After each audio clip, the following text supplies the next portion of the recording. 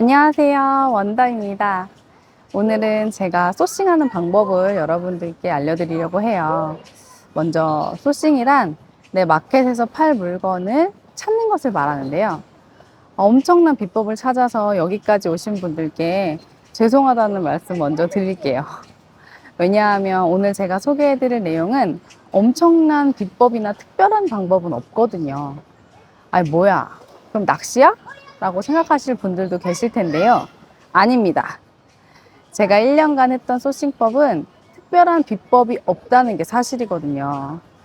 그럼 지금부터 제가 했던 소싱 노하우를 있는 그대로, 사실 그대로 말씀드려 볼게요.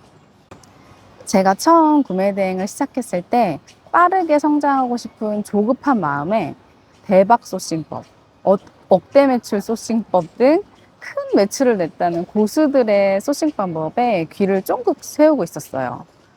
그리고 이 사람은 월 8천만 원 셀러인데 이렇게 했대. 나도 따라 해보자. 저 사람은 월억 셀러인데 저렇게 했대. 나도 따라 해보자. 라며 소위 잘 나간다는 사람들의 소싱법들을 계속 수집하고 따라했어요.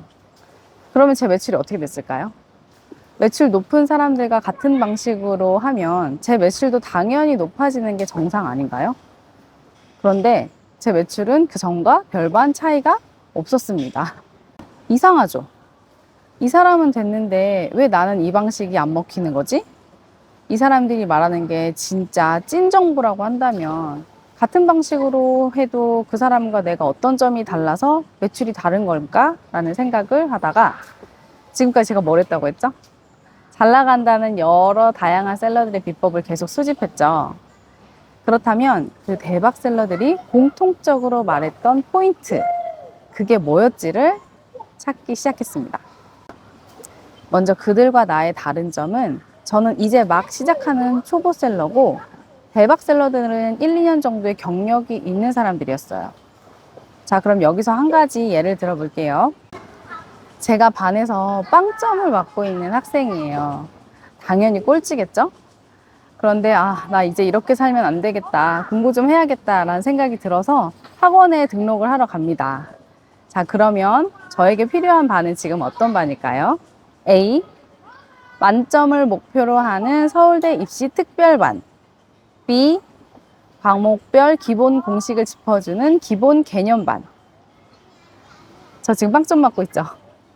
B반으로 가서 기본 개념부터 다져야 하는 거예요. 소싱도 마찬가지예요. 초보자분들에게 너무 높은 셀링 방식은 내가 그것을 알고 있다고 해도 따라할 수도 없고 따라한다고 해도 99%의 확률로 실패할 것이 분명합니다. 고매출의 셀러분들의 말씀이 틀리다는 뜻이 아닙니다. 다만 이제 막 걸음마를 시작한 초보 셀러에게는 맞지 않을 수 있다는 의미입니다. 오히려 1년도 안 된 초보분들에게 너무 전문적인 소싱 방법은 내 자신감을 하락시켜서 집중력을 떨어뜨리고 결국 내 목표까지 흐리게 합니다. 그래서 대다수의 셀러분들이 시작 단계에서 스스로 무너지는 경우가 많아요. 두 번째 포인트, 큰 매출을 내는 셀러들이 공통적으로 강조하는 것. 그건 바로 꾸준함과 끈기였어요. 소위 말하는 대박 소싱법을 알려주는 셀러들도 그 아래 가장 기본은 매일매일 소싱하고 매일매일 업로드하는 것이었습니다. 그래서 저는 매일매일 소싱하고 매일매일 업로드를 진행했습니다. 비가 오나 눈이 오나 내가 아파도 무조건 할당량이라고 하고 진행했어요. 그리고 하루 200건씩 소화하려다 보니 대박 소싱법이 뭐예요? 그냥 닥치는 대로 소싱을 했습니다. 비법은 없었습니다. 올리고 또 올렸어요. 내가 처음 보는 상품이라면 무조건 올리고요. 10분이라도 짬이 난다면 소싱했고 시간과 장소를 가리지 않았습니다. 덕분에 손목은 이미 나간 지 오래고 안구건조증으로 정말 눈이 뽑힐 것 같은 통증이 지속되는 날이 많았는데요. 그래도 이게 기본 중에 기본이고 온라인 판매에 대한 경험이 전혀 없는 저로서는 내가 갖고 있는 무기가 이게 전부라고 생각했기 때문에 그냥 계속 해 나갔습니다. 그래서 그런지 저는 다른 셀러분들처럼 몇 배가 넘는 갑작스러운 매출 성장이나 큰 매출을 가져다 주는 효자 상품이 없어요.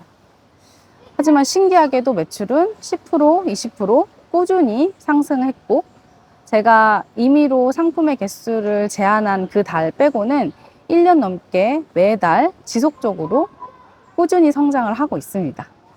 이 영상을 보신 분들 중에 야, 그거 무지성 소싱 아니냐? 무식하게 그렇게 하는 거 누가 못해? 라고 말씀하실 분 분명히 계실 거라고 생각합니다. 맞습니다.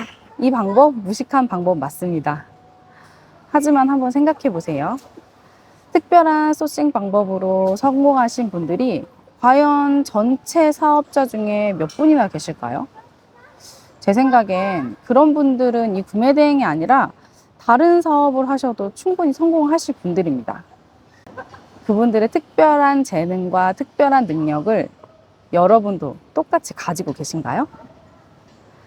만약 그럴 자신이 있다면 이 영상을 끄셔도 됩니다. 하지만 저를 비롯해서 대부분의 분들은 특별한 한 가지 방법으로 초반부터 매출을 상승시키기는 어려워요. 우리가 이걸 인정하고 시작해야 돼요. 10명 중에 3명만이 살아남는 이커머스 시장이라고 하죠. 진입 장벽이 너무 낮아서 수많은 경쟁자들이 등장하지만 대부분 6개월 이상의 성과를 내지 못하고 폐업률이 70% 이상이 된다고 합니다. 저는 이 70%의 실패 원인이 나에게 특별한 능력과 특별한 재능이 없음을 인정하지 않고 시작했기 때문이라고 생각해요. 여기저기 손쉽게 접할 수 있는 인터넷 정보 속에서 월 1,000만 원 벌기가 거의 뭐 무슨 유행처럼 쉽게들 얘기하잖아요. 하지만 저는 그렇게 생각하지 않거든요. 구매 대행 절대 쉽지 않습니다. 아니, 어떻게 돈을 버는데 쉽고 편하게 벌 수가 있어요. 그런 거라면 전 세계 사람들 다 해야 되는 거 아니에요?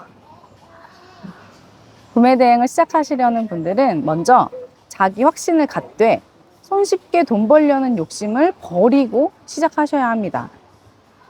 그리고 나에겐 특별한 재능과 특별한 능력이 없음을 인정하고 기본에 충실하신다면 저처럼 매출을 꾸준히 상승시킬 수 있다고 생각합니다. 제가 했던 방법이 무식한 방법이라는 거 저도 알고 있어요. 그리고 평생 하루에 200개씩 소싱하면서 살 수 없다는 것도 잘 알고 있고요.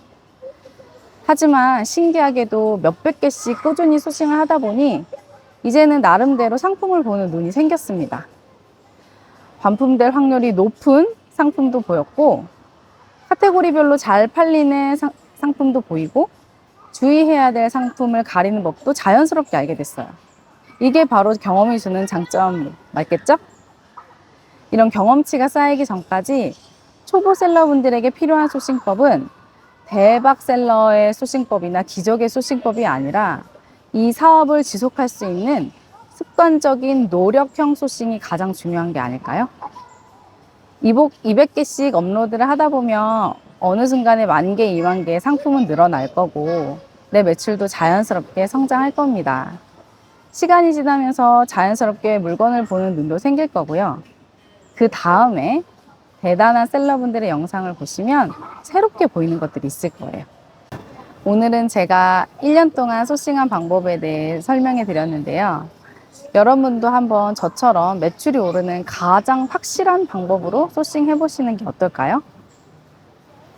아마 단기간에 대박을 만나기는 어려울지 몰라도 창업 6개월 뒤에 폐업하지 않고 살아남은 30% 안에는 분명히 해당되어 있을 거예요. 특별한 능력과 재능이 없어도 지금까지 꾸준히 우상향하고 있는 저를 믿고, 그리고 여러분 자신을 믿고 우리 같이 성장해 보자고요. 그럼 다음번에는 좀 더 도움이 되는 구매대행 꿀팁으로 여러분들께 인사드리겠습니다. 그럼 제 얘기 들어주셔서 감사하고요. 다음에 또 뵐게요. 좋은 하루 되세요. 안녕.